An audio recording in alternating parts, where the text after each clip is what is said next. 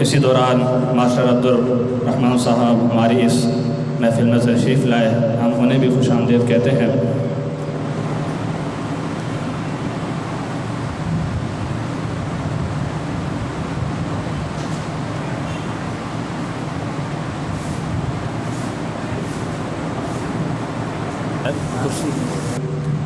ہماری اس بزم کے اور ہماری اس محفل کے جو خطیب ہیں، بلا تاخیر میں انہیں دعوت خطاب دوں گا۔ ثانیہ شفیع کاڑوی حضرت علامہ مفتی غلام مرتضیٰ صابری صاحب فاضل دارالعلوم غوثیہ، میں انہیں مؤدبانہ التماس کروں گا کہ وہ اپنے نورانی بیان سے ہمارے قلوب اذہان کو منور فرمائیں۔ ان کا استقبال پرزور نعروں سے کیجیے۔ نعرہ تکبیر،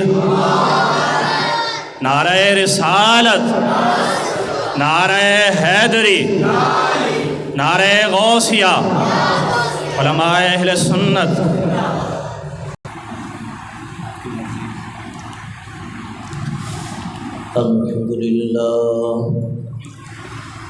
الحمدللہ رب العالمین، والعاقبۃ للمتقین، والصلاۃ والسلام علی سید الانبیاء والمرسلین، اما بعد فاعوذ باللہ من الشیطان الرجیم، بسم اللہ الرحمن الرحیم،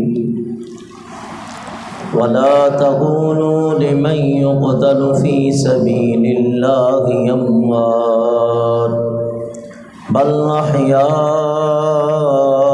ولكن لا تشعرون۔ صدق اللہ العظیم وصدق رسولہ النبی الکریم الامین۔ درود پاک پڑھ لیجیے۔ الصلاۃ والسلام علیک یا رسول اللہ وعلی آلک وصحابک یا سیدی یا حبیب اللہ۔ الصلاۃ والسلام علیک یا رحمۃ للعالمین وعلی آلک وصحابک یا شفیع المذنبین۔ حمد و ثنا کے بعد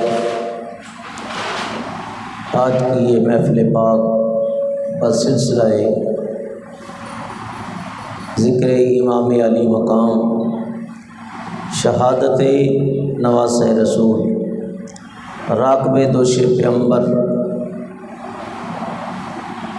سید شباب اہل الجنہ حضرت امام علی مقام امام حسین رضی اللہ تعالیٰ عنہ کی یاد میں منعقد ہے۔ زیر انتظام بزم غوثیہ حلیمیہ دارالغوثیہ پرانی سبزی منڈی محلہ فرقان آباد کراچی منعقد ہے۔ دعا ہے اللہ تعالیٰ اس محفل کا انعقاد کرنا اپنی بارگاہ میں قبول فرمائے۔ میرے استاذ گرامی، استاذ العلماء، شیخ الحدیث و تفسیر قبلہ مفتی عبدالحلیم ہزاروی صدیقی رحمۃ اللہ تعالی علیہ، اللہ حضرت کے مزار پر انوار پہ کروڑہاں رحمتیں اور برکتیں نازل فرمائے۔ اسی بزم سے، اسی مدرسے سے میں نے درجہ اولیٰ سے لے کے دورہ حدیث تک اور 5ویں درجے سے استاد صاحب کے حکم کے اوپر فتویٰ لکھنے کا بھی مجھے شوق رہا اور میں لکھتا رہا، دورہ حدیث تک اور اس کے بعد بھی۔ اور یہی استادوں کا فیضان ہوتا ہے، ان بزرگوں کی دعائیں ہیں، اور یہ ان اللہ کے صالحین بندوں میں سے ہیں کہ جنہوں نے خالصتاً لوجہ اللہ ساری عمر دین متین کی خدمت قال اللہ اور قال رسول پڑھتے پڑھاتے گزاری۔ اور پھر بھی آقا علیہ الصلوۃ والسلام نے فرمایا کہ تم میں بہترین آدمی وہ ہے کہ جس کی عمر طویل ہو اور اعمال اچھے ہو جائیں۔ تو اس سے اچھی زندگی، پاکیزہ زندگی اور کون سی ہو سکتی ہے کہ ساری عمر دین کی خدمت کرتے ہوئے گزر جائے۔ اللہ ان تمام کوششوں کو اپنی بارگاہ میں قبول و منظور فرمائے، اور میرے استاذ گرامی کی مسند کے اوپر جلوہ فرما، ان کے جگر گوشہ، ہماری آنکھوں کے تارے صاحبزادہ محمد زبیر ہزاروی صدیقی، اللہ تعالیٰ ان کو درازی عمر بالخیر عطا فرمائے، اور ان کے صدقے اللہ تعالیٰ ہماری دنیا و آخرت اچھی فرمائے۔ اور ساتھ ساتھ میرے استاذ گرامی شیخ الحدیث و تفسیر قبلہ مفتی احمد اللہ قادری صاحب اور دیگر علماء ذی وقار، اللہ تعالیٰ ہم سب کی حاضری قبول و منظور فرمائے۔ بڑے مختصر وقت کے اندر جو مجھے حکم ملا ہے، میں چند باتیں آپ کی خدمت میں پیش کروں گا۔ اللہ تعالیٰ قرآن کریم کے اندر ارشاد فرماتا ہے وَلَا تَقُولُوا لِمَن يُقْتَلُ فِي سَبِيلِ اللَّهِ أَمْوَاتٌ، جو لوگ بھی اللہ تعالیٰ کی راہ میں قتل کر دیے جاتے ہیں یا قتل ہو جاتے ہیں، انہیں مردہ مت کہو، بَلْ أَحْيَاءٌ وَلَٰكِن لَّا تَشْعُرُونَ، بلکہ وہ زندہ ہیں اور تم ان کی زندگی کا شعور نہیں رکھتے۔ کہنے کا تعلق انسان کی زبان سے ہوتا ہے، لیکن زبان سے کہنا تو درکنار، دوسری جگہ یہ بھی منع کر دیا گیا اور فرمایا وَلَا تَحْسَبَنَّ الَّذِينَ قُتِلُوا فِي سَبِيلِ اللَّهِ أَمْوَاتًا بَلْ أَحْيَاءٌ عِندَ رَبِّهِمْ يُرْزَقُونَ، جو اللہ کی راہ میں قتل ہو جاتے ہیں انہیں مردہ گمان بھی نہ کرو، بلکہ وہ زندہ ہیں اور اللہ کے ہاں انہیں رزق دیا جاتا ہے۔ یعنی یہ دنیا کی ہزارہا زندگیوں سے بہتر ایسی زندگی سے وہ جیتے ہیں کہ جو پردوں اور حجاب والی زندگی ہے، ہماری نظروں سے اوجھل ہے، لیکن وہ بڑی اعلیٰ عرفہ عظمت شان والی زندگی ہے کہ شہید جیسے ہی جام شہادت نوش کرتا ہے، اس کا قطرہ زمین پہ گرنے نہیں پاتا کہ اللہ اس کی بخشش فرما دیتا، اور اللہ کے عرش کے نیچے نور کی قندیلیں ہیں، قندیلیں، یہ بعض روحیں وہاں جا کے قرار پکڑتی ہیں۔ اور اللہ کے پیارے محبوب علیہ الصلوۃ والسلام نے فرمایا میں نے بدر کے شہداء کو دیکھا کہ ان کی روحیں جنت کے اندر سبز پرندوں کے کالم میں ڈال دی گئی، اور وہ پرندے ایک درخت سے دوسرے درخت کی طرف جاتے ہیں۔ تو شہادت بہت عرفہ و اعلیٰ مقام ہے، اس کی جلیل القدر صحابہ کرام تمنا و آرزو کرتے رہے۔ شہادت آخری منزل ہے انسانی سعادت کی، شہادت آخری منزل ہے انسانی سعادت کی، بڑا خوش بخت ہے مل جائے جسے دولت شہادت کی۔ تو حضرت فاروق اعظم رضی اللہ تعالیٰ عنہ اکثر یہ دعا کرتے تھے یا اللہ اپنی راہ میں شہادت کی موت عطا فرما، اللہم ارزقنی شہادتا فی سبیلک واجعل موتی فی بلد رسولک، یا اللہ شہادت کی موت آئے تو تیرے محبوب کے شہر میں آئے۔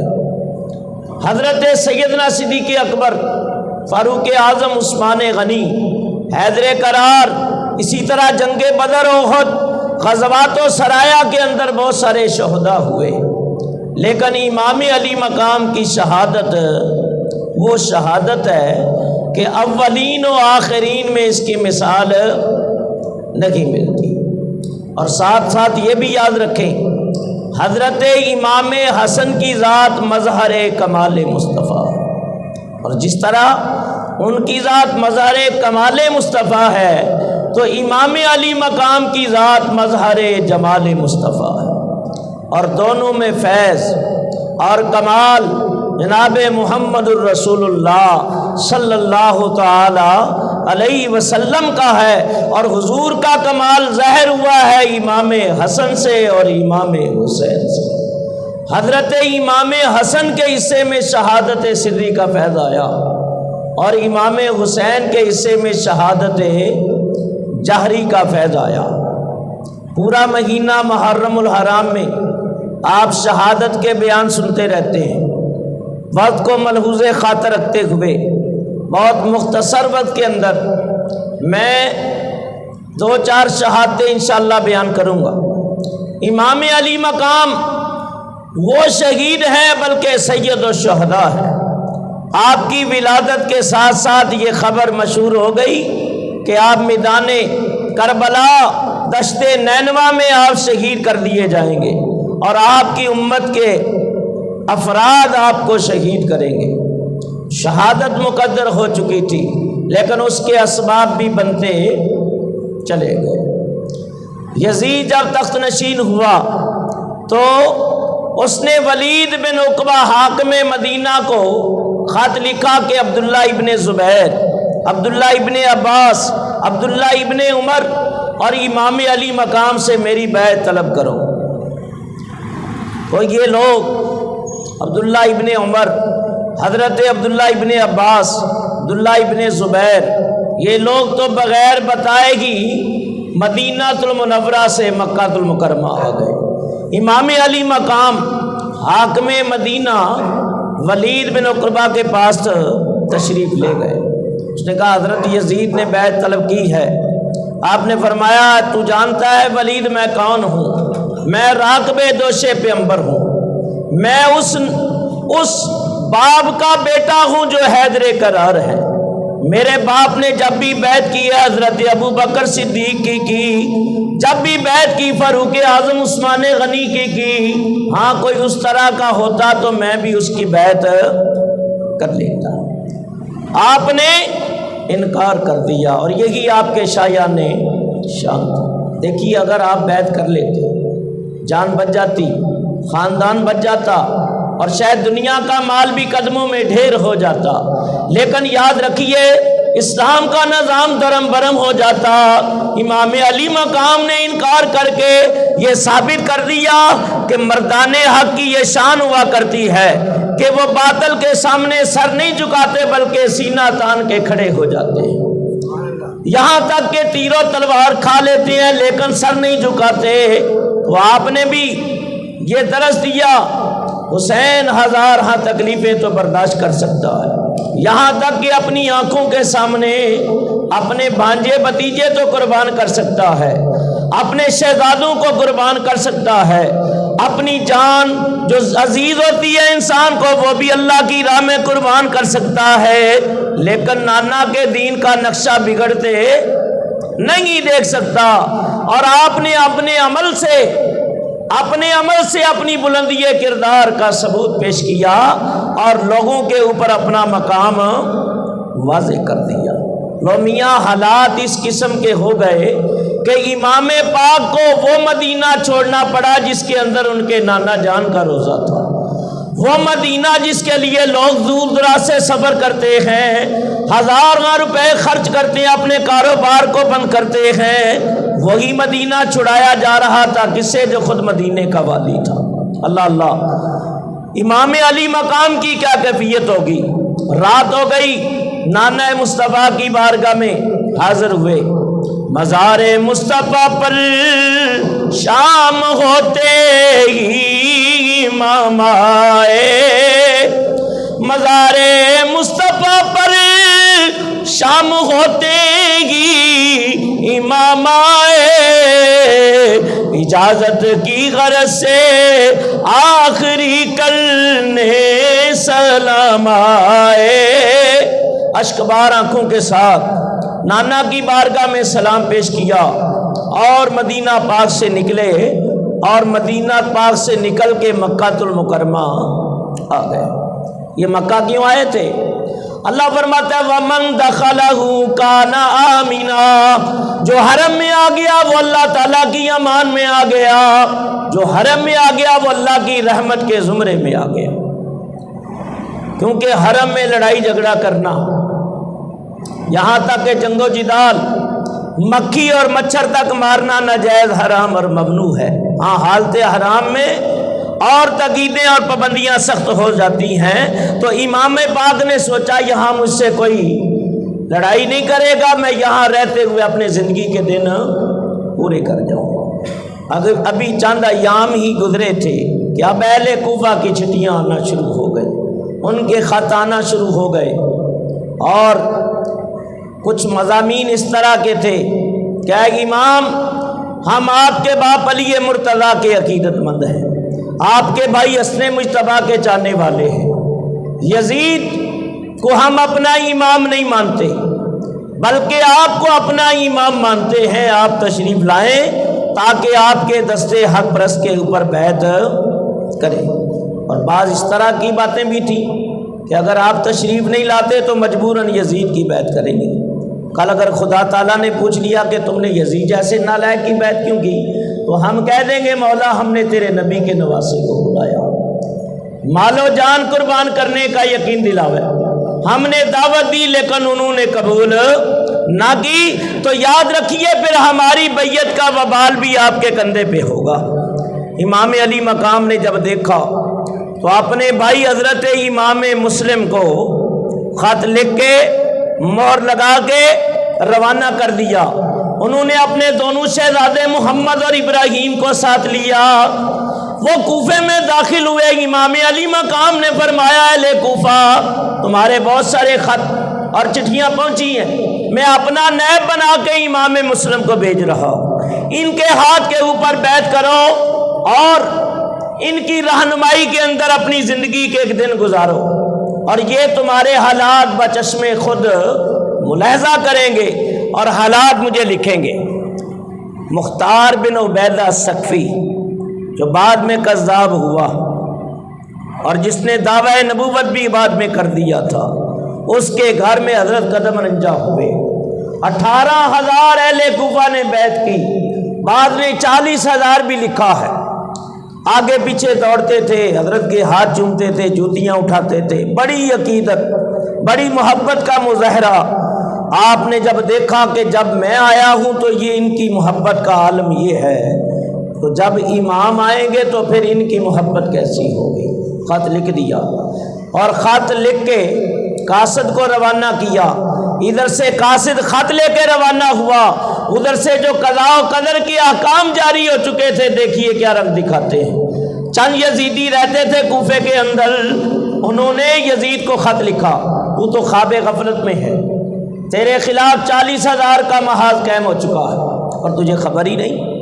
یاد رکھ اگر تو نے اس محاذ کو نہ توڑا تو یہاں سے وہ طوفان اور سیلاب اٹھے گا جو تیرے اقتدار کو تنکے کی طرح بہا کے لے جائے۔ وہ آپ سمجھتے اقتدار، کرسی، تخت، دنیا کا کوئی شخص بھی اتنی آسانی کے ساتھ چھوڑنے کے لیے تیار نہیں ہوتا۔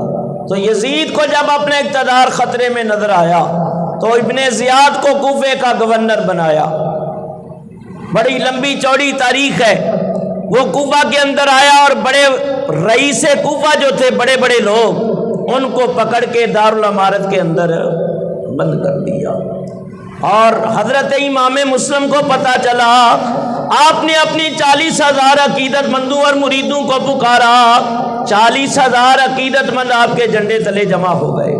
یہ وہ وقت تھا کہ اگر آپ حکم دے دیتے، اشارہ دے دیتے تو دارالامارت کی اینٹ سے اینٹ بچ جاتی، لیکن قضاء و قدر کے احکام جاری ہو چکے تھے، ہونا وہی تھا جو اللہ کو منظور تھا۔ یہاں تک کہ ابن زیاد نے فائدہ اٹھایا اور کہنے لگا دیکھو میرے ساتھ تعاون کرو، ورنہ اگر ایسا نہ کیا تو میں تمہیں ابھی قتل کروا دوں گا۔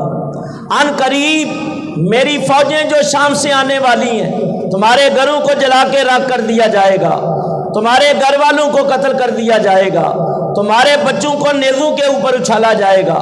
تو اس قسم کی دھمکیاں جو اس نے دی تو وہ لیڈر قسم کے جتنے لوگ تھے وہ سب پلپلے ہو گئے. کہنے لگے ابن زیاد تو جس طرح چاہتا ہے ہم کرنے کے لیے تیار ہیں. اس نے کہا چلو پھر دارالامارت کے اوپر کوئی تمہارا بھائی، کوئی بھتیجا، کوئی بھانجا تمہارے عز و اقربا دارالامارت کا محاصرہ کیے کھڑے ہیں اور انہیں سمجھاؤ کہ مسلم کا ساتھ چھوڑ دے. لو میاں وہ دارالامارت کے اوپر چڑھ گئے، اپنے عزیز و اقربا کو بلانا شروع کر دیا، بلا کے چپکے سے سمجھانا شروع کر دیا. کہنے لگے دیکھو فوجیں یزید کے پاس ہیں، طاقت یزید کے پاس ہے، ہتھیار یزید کے پاس ہیں. بے شک امام علی مقام حضور نبی کریم علیہ السلام کے نواسے ہیں، نہ ان کے پاس تخت ہے، نہ اقتدار ہے، نہ حکومت ہے، نہ فوجیں ہیں. تو میاں یہ تو اقتدار کا مسئلہ ہے، ہم خام خواہ بیچ میں پس جائیں. انہوں نے جیسے بلانا شروع کر دیا، 10 ادھر سے، 20 ادھر سے، 50 ادھر سے. عصر کے بعد مغرب سے پہلے 40,000 جو محاصرہ کیے کھڑے تھے 39,500 چلے گئے، 500 باقی بچے. آپ فرمانے لگے جب اتنے چلے گئے تو ان 500 کا بھی کیا اعتماد، چلو مغرب کی نماز پڑھتے ہیں. انہوں نے کہا چلیے حضرت بیٹا ذرا خاموش ہو جاؤ. مغرب کی نماز کے لیے اذان ہو گئی، تکبیر ہو گئی. امام مسلم نے 3 رکعت نماز کی نیت کر کے جیسے ہی امامت کے مصلی کے اوپر نماز شروع کی، 500 نے پیچھے صفیں باندھ لی اور جب نماز پڑھ کے سلام جو پھیرا تو وہ 500 بھی جا چکے تھے. جن کو دعوت ہے اہل بیت نبوت کی محبت کا، جن نے موٹی موٹی قسمیں کھائی تھی، جان و مال قربان کرنے کا یقین دلایا تھا، اب نہ جان دینی پڑی، نہ بچے قربان کرنے پڑے، نہ مال دینا پڑا. آپ کوفے کی گلیوں میں اس طرح چل رہے تھے جیسے غریب الوطنی کے عالم میں کوئی مسافر. ایک رات رکھنے کے لیے کوئی تیار نہیں تھا. حضرت امام مسلم نے گھر کی دہلیز کے اوپر ایک عورت کو کھڑے ہوئے دیکھا، پانی طلب کیا، پانی پی لیا. اس نے کہا آپ کون ہیں اور یہاں بیٹھ گئے؟ کہا بہن میرا کوئی ٹھکانہ نہیں، میں مسلم بن عقیل ہوں. وہ بھی حیران ہوئی کہ ابھی تو ہم سن رہے تھے کہ 40,000 نے بیعت کر لی ہے اور آپ تنے تنہا. آپ فرمانے لگے بہن تو نے سچ سنا تھا لیکن اہل کوفہ نے بے وفائی کی. اس نے عرض کی حضرت میرے گھر کو اپنے قدموں سے منور فرمائیں، مجھے اپنی میزبانی کا شرف عطا کریں. کوئی بات نہیں، آپ میرے گھر میں آرام فرما ہو جائے. عشاء کی نماز پڑھی، بیٹھے اللہ اللہ کر رہے تھے. امام علی مقام کی یاد بھی رہ کے ستا رکھی تھی. ابھی تھوڑی ہی دیر گزری تھی کہ اس عورت کا بیٹا گھر میں داخل ہوا. جب معاملے کا پتہ چلا، ماں نے کہا بیٹا قریب آؤ. قریب ہوا، کہا بیٹا آج ہم حضرت امام مسلم بن عقیل کی میزبانی کا شرف حاصل کر رہے ہیں. وہ بدبخت دل میں خوش ہوا کہ یہ بوڑھی ہے، بولی بالی ہے، اس کو کیا پتا. ابن زیاد نے تو اعلان کر دیا ہے 1000 دراہم انعام دیا جائے گا. تو رات کی چند گھڑیاں اس کے لیے گزارنا بڑی مشکل ہو گئی. یہ خدا تعالیٰ کی شان ہے کہ اللہ تعالیٰ نیکوں کے یہاں بد اور بدوں کے یہاں نیک پیدا کر دیتا ہے کہ آزر کے گھر پلنے والا تو اللہ کا خلیل ہو جائے، وہ شکر ہو جائے. نوح علیہ السلام کا بیٹا کافر ہو جائے، لوط علیہ السلام کی بیوی کافرہ ہو جائے اور فرعون کی زوجہ آسیہ طیبہ طاہرہ ہو جائے.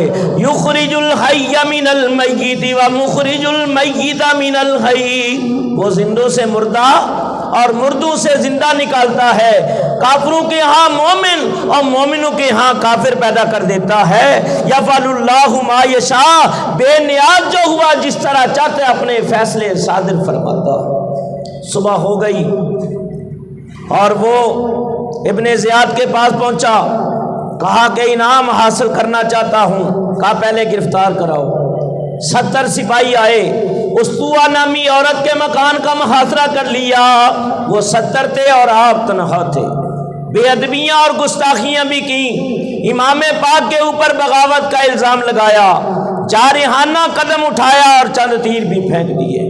آپ فرمانے لگے دیکھو اگر بات کرنی ہے تو معقول طریقے سے، یہ تیر چلا کے مجھے نہ دکھاؤ کہ تمہیں تیر چلانے آتے ہیں، اگر تمہیں تیر چلانے آتے ہیں تو مجھے جواب دینا بھی آتا ہے۔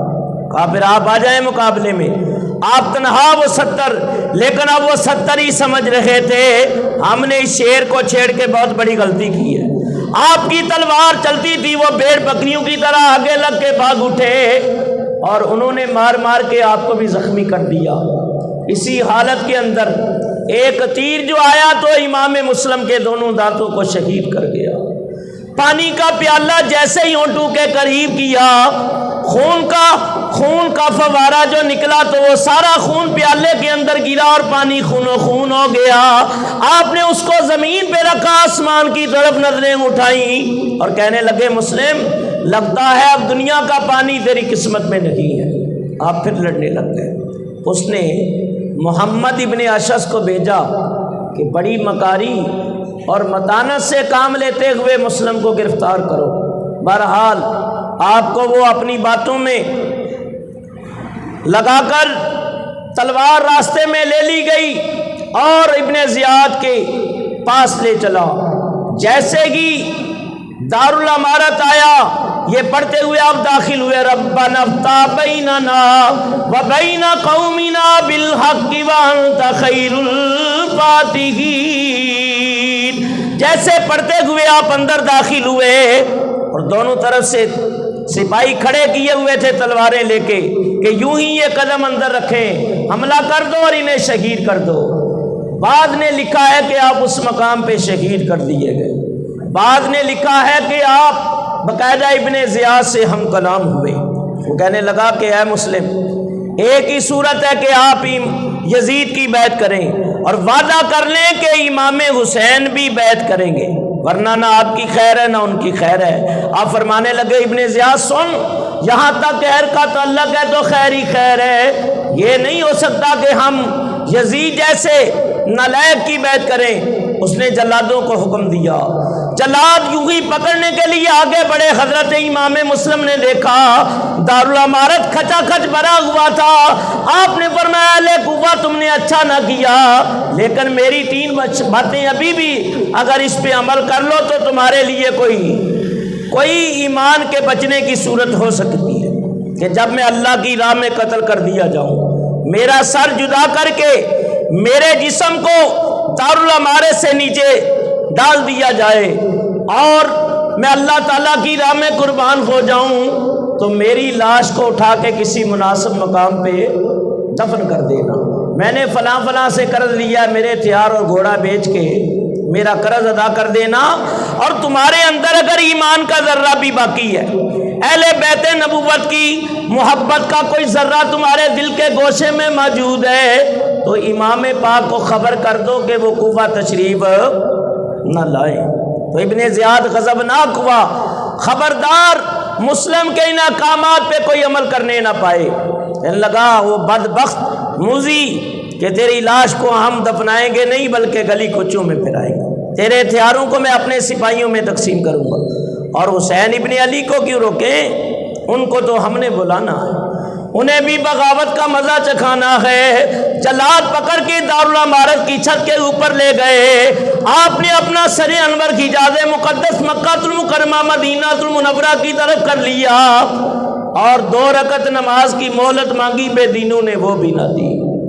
آپ رو پڑے اور آپ ہم کلام ہوئے، کہنے لگے آقا حسین میرے حال کی خبر تمہیں کون دے؟ وہ سمجھے کہ شاید یہ موت سے ڈر گئے ہیں۔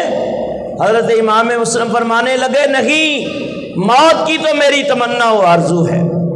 کہا مسلم نے میں روتا نہیں، رونا تو اس کا ہے، حسین ابن علی کو میں نے خط لکھ کر بلایا ہے، چلا دنیا سے میں وہ اب کعبے سے چلنے والے ہیں، کہ رونا ہے اس کا کہ احکام قضا کب ٹلنے والے ہیں، مجھے آتا ہے رونا اس قیامت خیز منظر پر، مصیبت آئے گی میری بدولت آل اطہر پر۔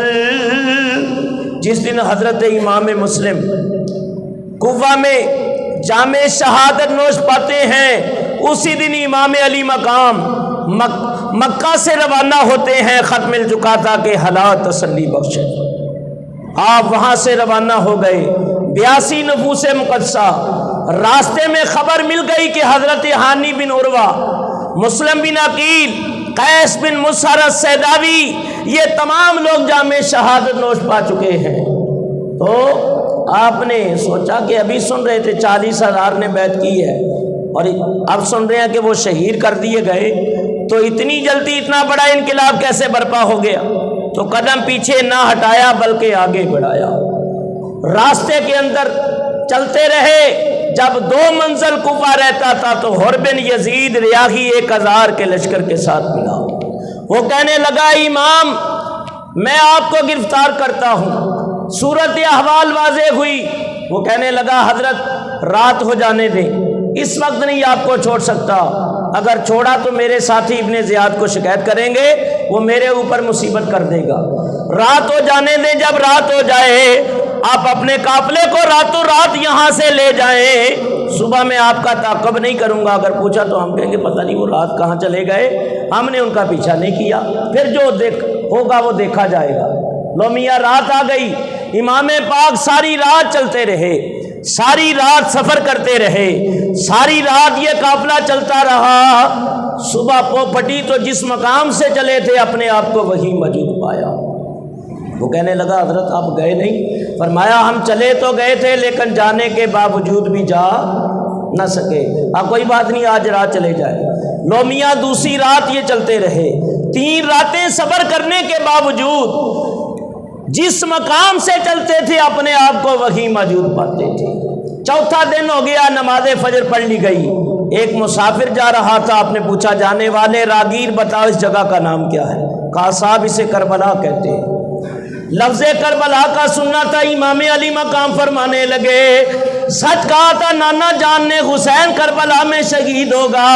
یہ تو ہماری شہادت گاہ ہے، یہ ہماری امتحان گاہ ہے، اور خیمے لگانے کے لیے، لکڑیاں گاڑنے کے لیے کھڈے جو کھودے گئے تو وہاں سے تازہ خون نکلا۔ حضرت سیدہ زینب کہنے لگی ہے میرے بھائی حسین اس خونی میدان سے نکلو، اس کو دیکھ کے میرے دل کے اوپر وحشت اور خوف طاری ہو رہا ہے۔ لیکن امام علی مقام فرما رہے تھے بہن صبر کرو، یہی وہ مقام ہے، یہی وہ زمین کربلا ہے جو آل رسول کے خون سے سیراب ہوگی، یہی وہ میدان ہے جہاں چمن زہرا کے باغ کی کلیوں کو کاٹ کاٹ کے خاک و خون میں تڑپایا جائے گا۔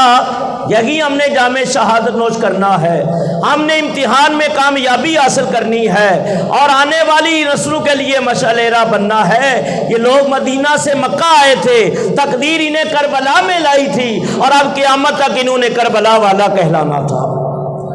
7 محرم الحرام تک جو فوجی دستے آتے تھے وہ یہی پیغام لاتے تھے کہ انہیں یزید کی بیعت کے لیے مجبور کیا جائے۔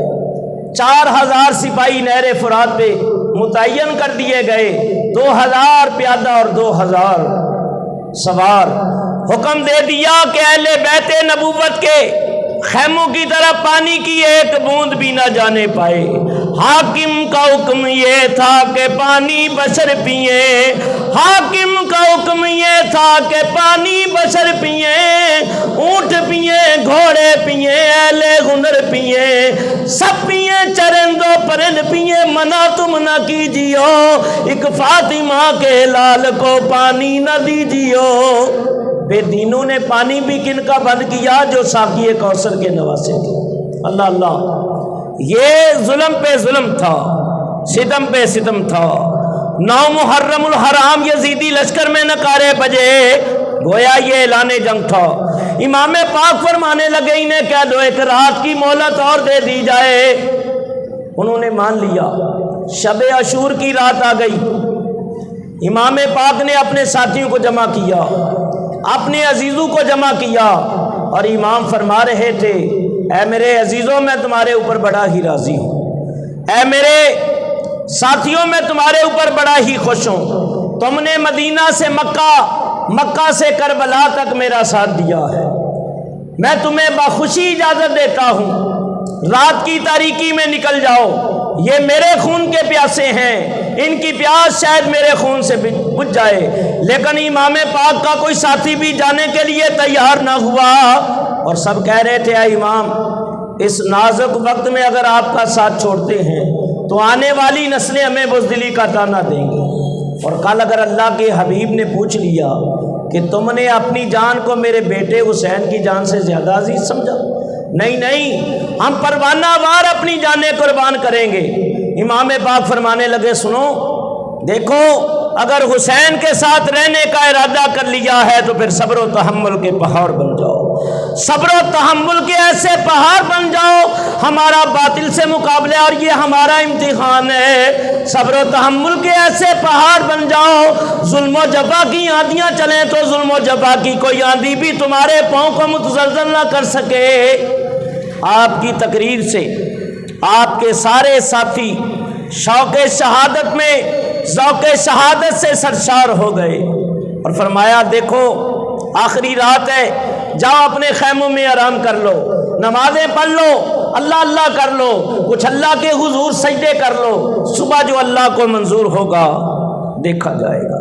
قرآن کریم کا عظیم قاری، قرآن کریم کا عظیم مفسر ہے، نانا کی حدیثوں کا عظیم محدث، قرآن پاک کی تلاوت امام علی مقام کرنے لگے، قرآن کریم پڑھتے پڑھتے آپ کے اوپر غنودگی طاری ہوئی اور آنکھ لگ گئی، یوں ہی آنکھ لگی تو قسمت جاگ اٹھی کہ خواب میں سرکار دو عالم تشریف لے آئے صلی اللہ علیہ وسلم۔ نبی کریم علیہ السلام خواب میں آ گئے، آپ نے خواب میں آ کے اپنے نواسے کو اپنی گود میں لے لیا، اور سرکار دو عالم صلی اللہ علیہ وسلم فرما رہے تھے، بیٹا حسین میں تیرے حال سے بے خبر نہیں، یہ جتنے تیر و تلوار لیے، نیزے بالے لیے، یہ جتنے تیرے مقابلے میں آئے ہیں، یہ سارے میری شفاعت سے محروم کر دیے گئے۔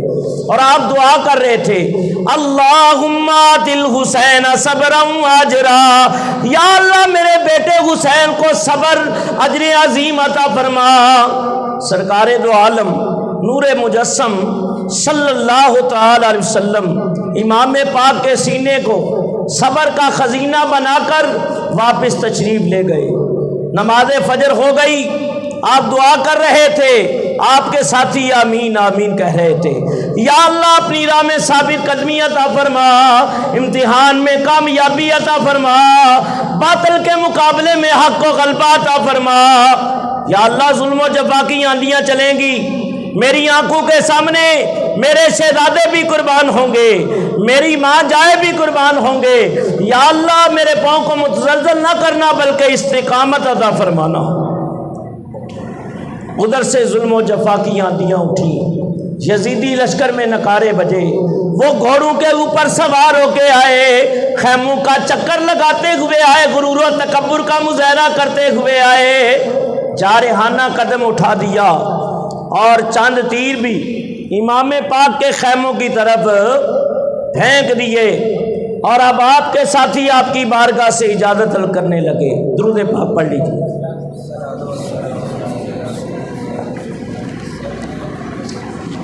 ایک ساتھی آپ کا باوجود 3 دن کے بھوکے اور پیاسے ہونے کے یزیدیوں کے 10 افراد کے اوپر پھر بھی غالب تھا، مقابلہ بڑے زور کا شروع ہو گیا۔ امام پاک نے اپنے 50 ساتھیوں کو اللہ کی راہ میں قربان ہوتے ہوئے دیکھا، 50 ساتھیوں کے سینوں میں تیر پیوست ہوتے ہوئے دیکھے، لیکن وہ صبر و رضا کا مجسمہ سب کچھ دیکھ رہا تھا اور کہہ رہا تھا، اللہم رضیت بقضائک، مولا تیری قضا اسی طرح ہے، تیری رضا اسی طرح ہے تو حسین بھی اس کے اوپر راضی ہے۔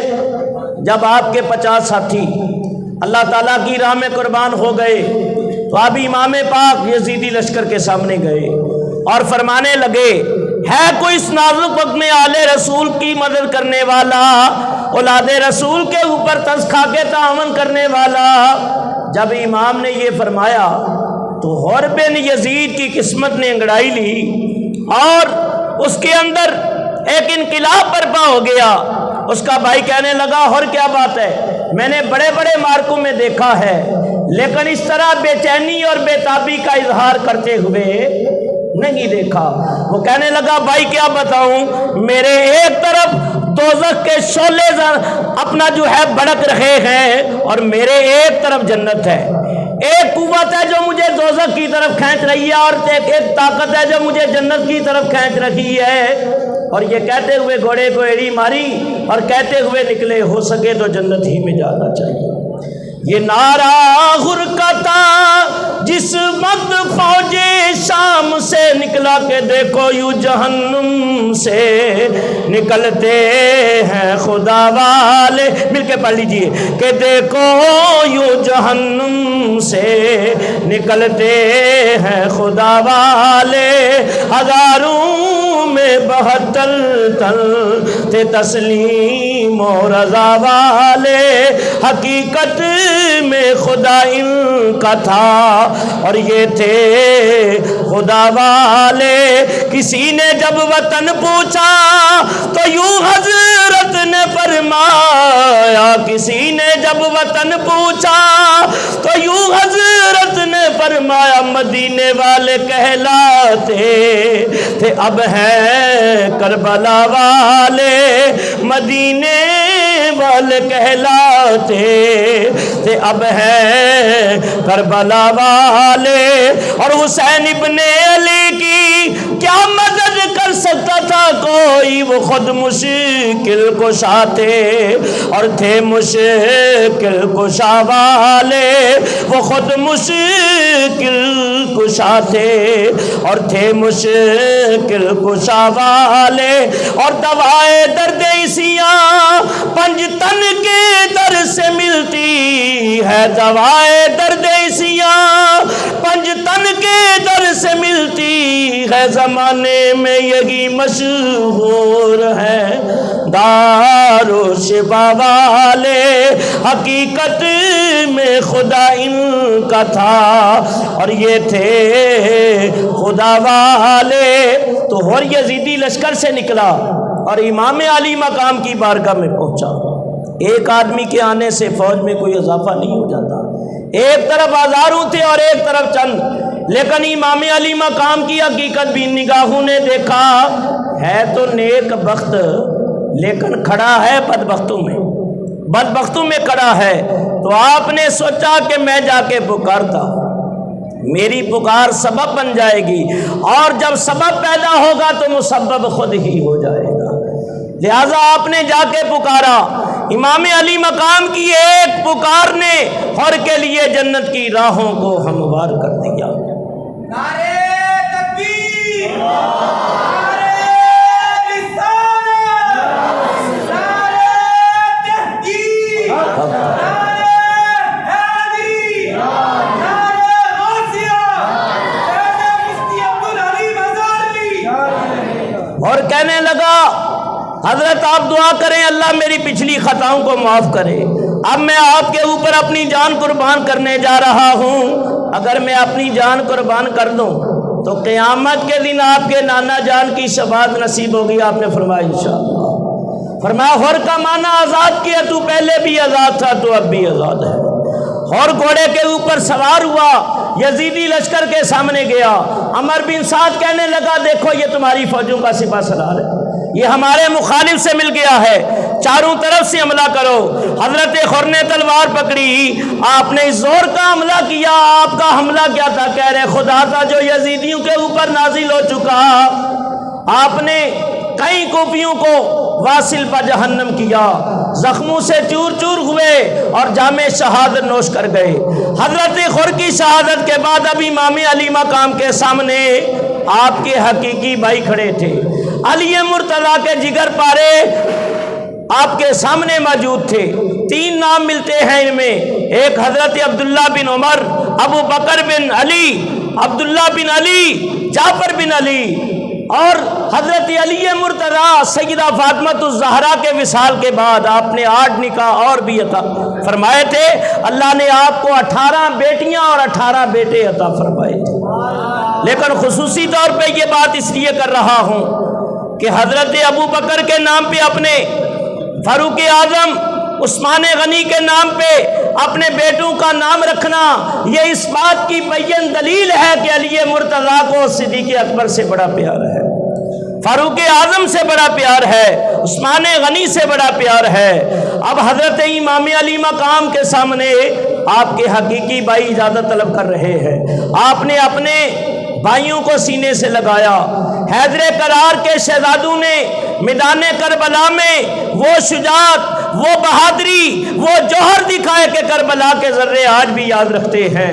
یہاں تک کہ یہ لڑتے لڑتے انہوں نے ثابت کر دیا کہ ہماری رگوں کے اندر بھی علی مرتضیٰ کی قوت و طاقت کام کر رہی ہے۔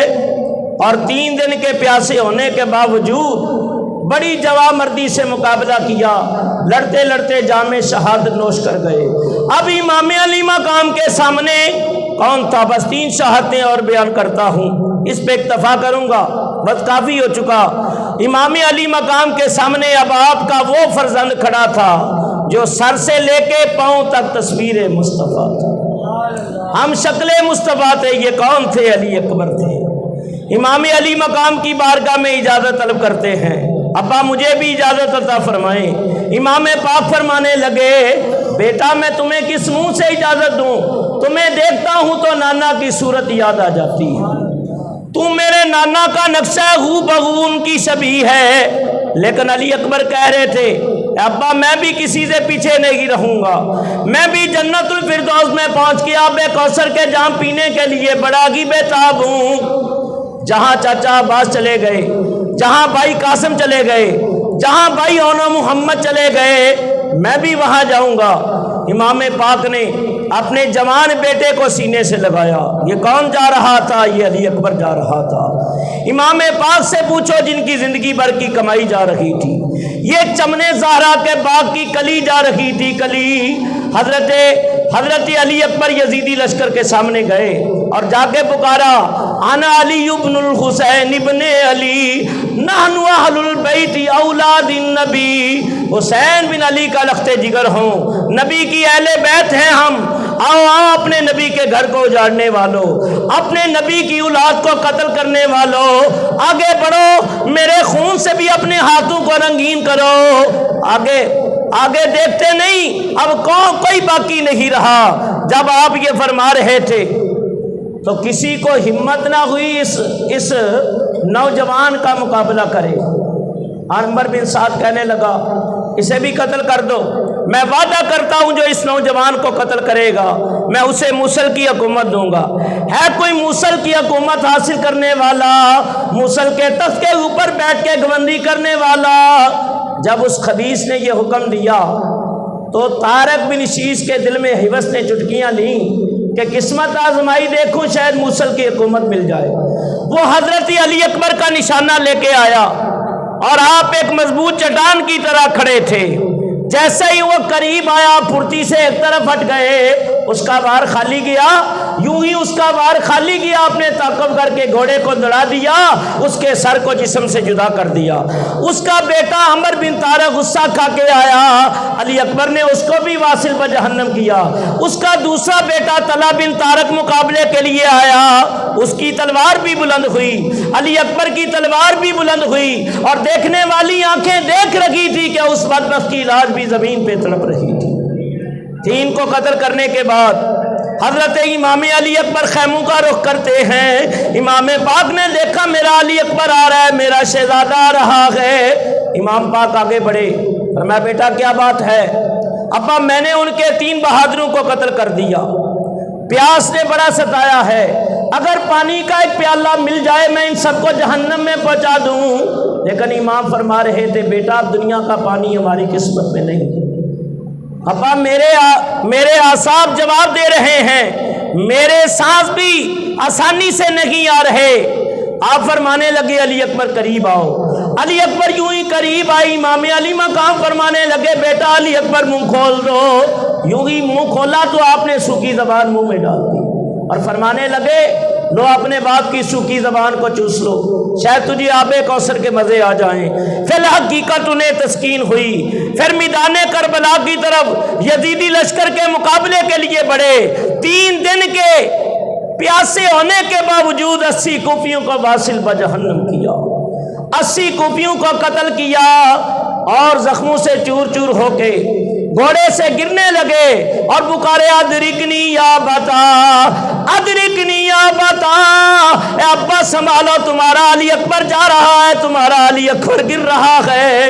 امام پاک جب پہنچے، ظالموں نے سر انور کو جسم سے جدا کر دیا۔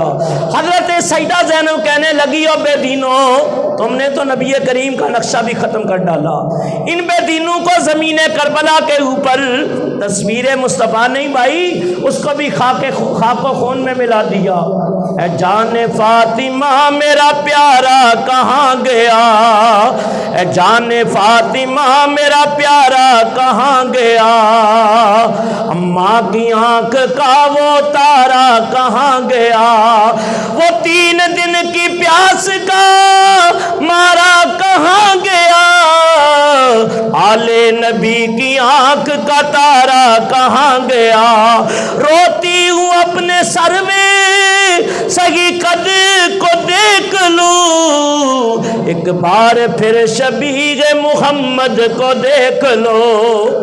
امام پاک اپنی بہن کا ہاتھ پکڑ کے جب خیمے میں لے جاتے ہیں، حضرت سیدہ شہر بانو کہنے لگی، اے میرے سرتاج اس علی اصغر کو دیکھو، یہ روتا ہے تو اس سے رویا نہیں جاتا، شدت پیاس سے اس کی زبان بہر آ گئی ہے، اس کو لے جاؤ، شاید انہیں پتہ نہ ہو ہمارے ساتھ بچے بھی ہیں کہ بچوں کے اوپر تو کافروں کو بھی ترس آ جاتا ہے۔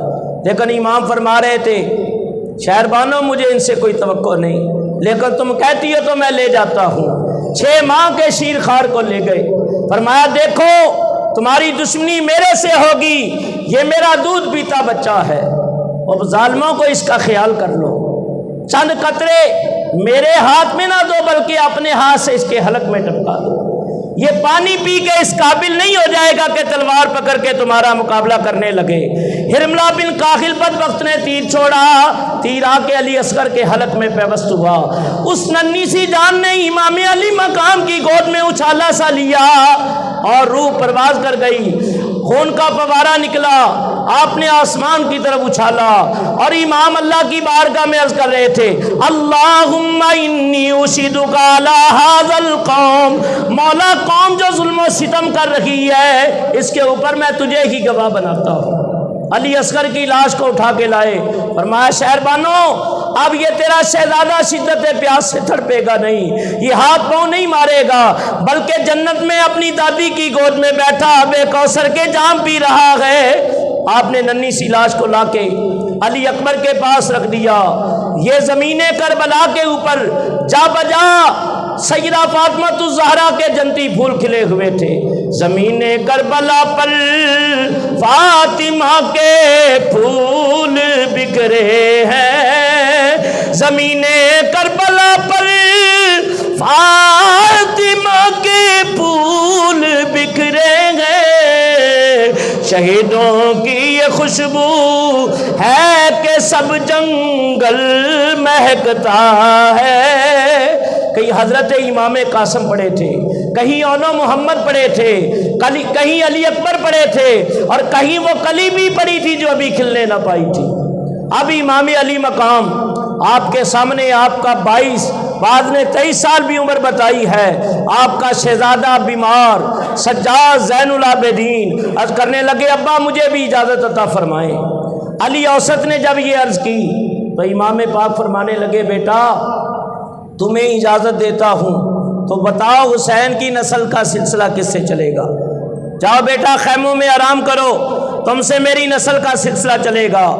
آپ نے اپنے بیٹے زین العابدین کو وصیتیں فرمائیں اور امام فرما رہے تھے، بیٹا مصیبتوں اور تکلیفوں کے بعد جب مدینہ پاک جانا نصیب ہو جائے تو نانا مصطفیٰ کے روزے پہ حسین کا آخری سلام پیش کر دینا۔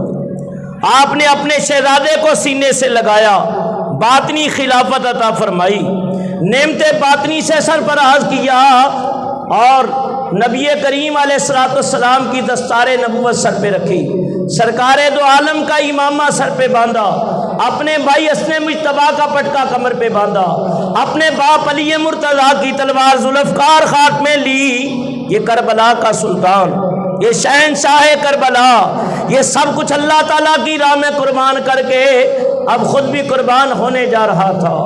آپ نے ایک ایک کو وصیت فرمائی، اور سیدہ زینب نے دیکھا کہ اے میری ماں جائے، تم نے سب کو سوار کرایا ہے، اب تجھے کوئی سوار کرانے والا نہیں، تجھے تیری مظلوم بہن زینب سوار کراتی ہے۔ اس مقام پہ شاعر نے کیا خوب کہا کہ جدو میرا نبی نو ہویا تے جبریل براق لے آیا، جدو خیبری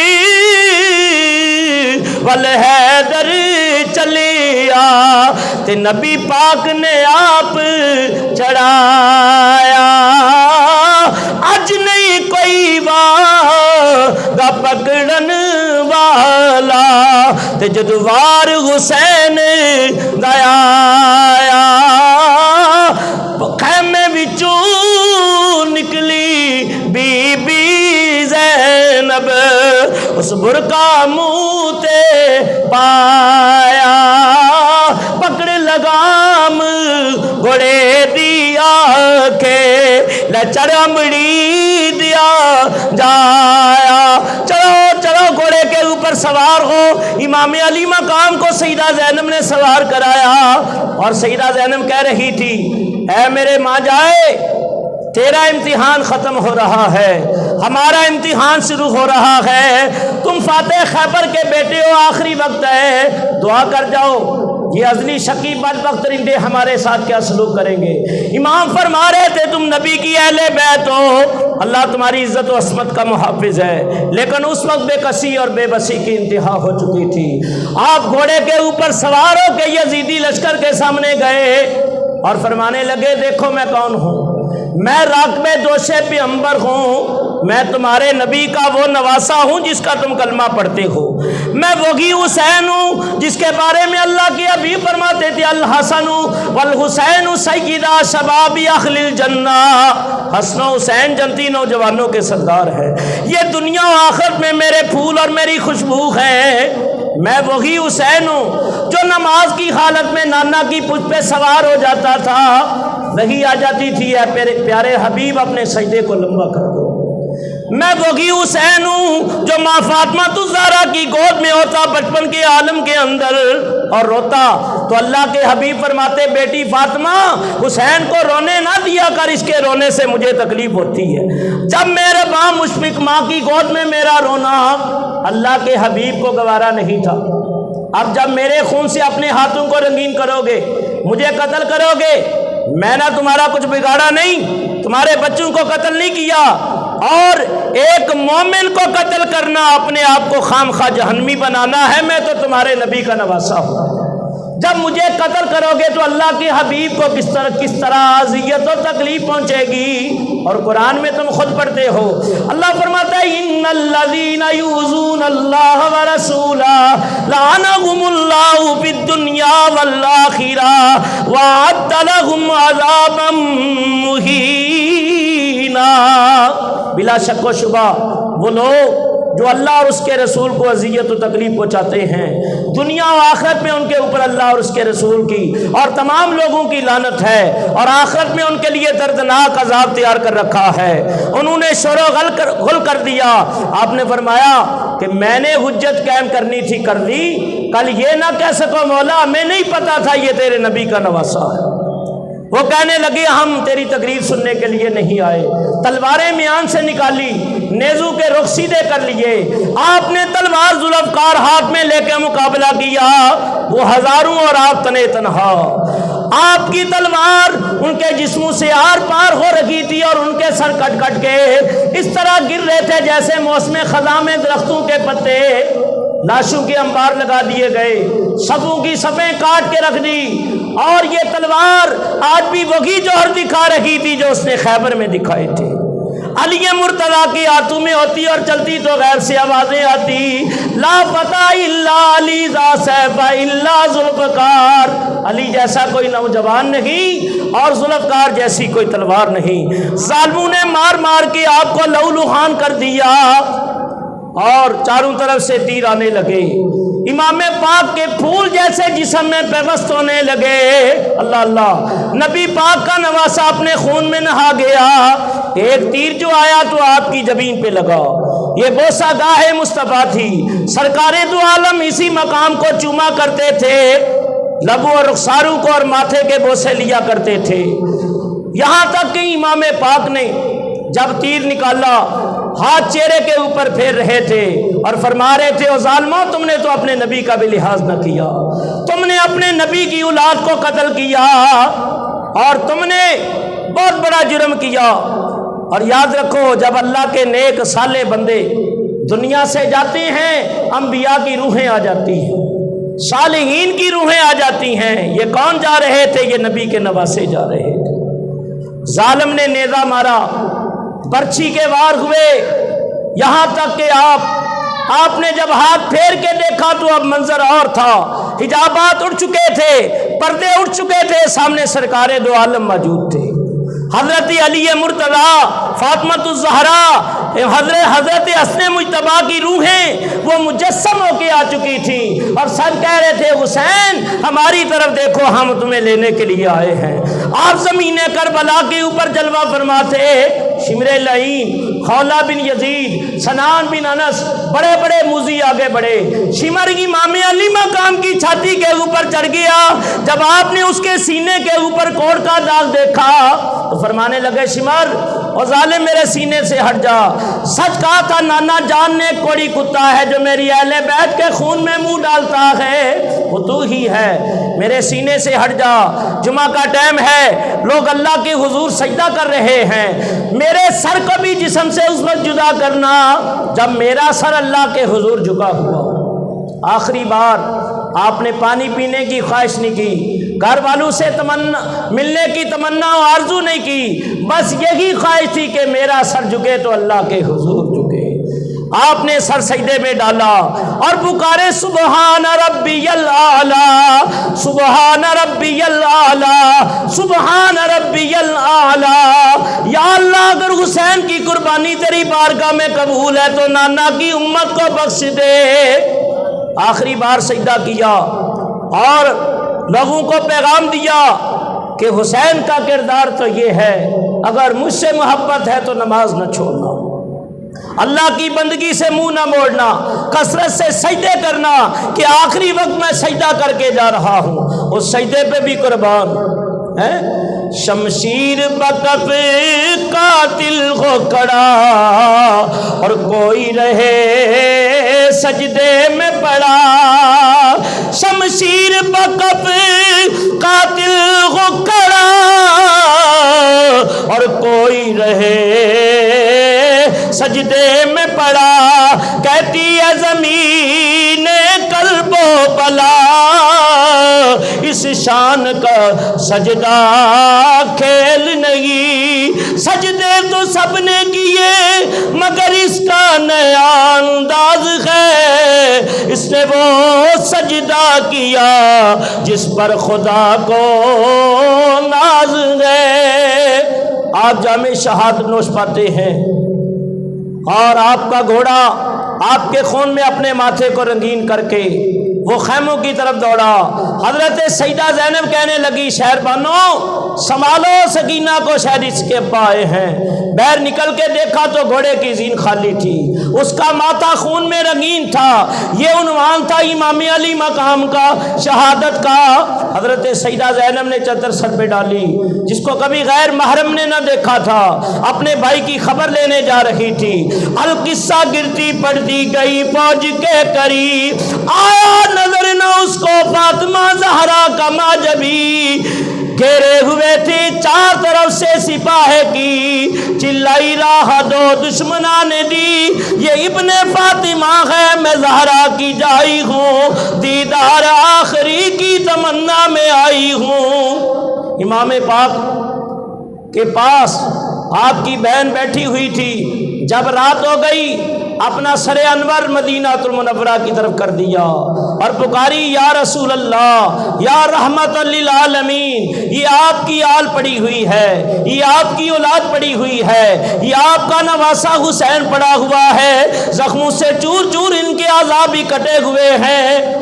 اور کہنے لگی اے میری ماں جائے، اب کفن بھی کہاں سے لاؤں، شہر مدینہ یہاں سے بڑا دور ہے، کہ سر میرے کوئی دوش نہ دیوی، سر میرے کوئی دوش نہ دیوی، تے بہن تیری مجبور کتوں لیا وا کفن میں تیرا، تے تو شہر مدینہ دور۔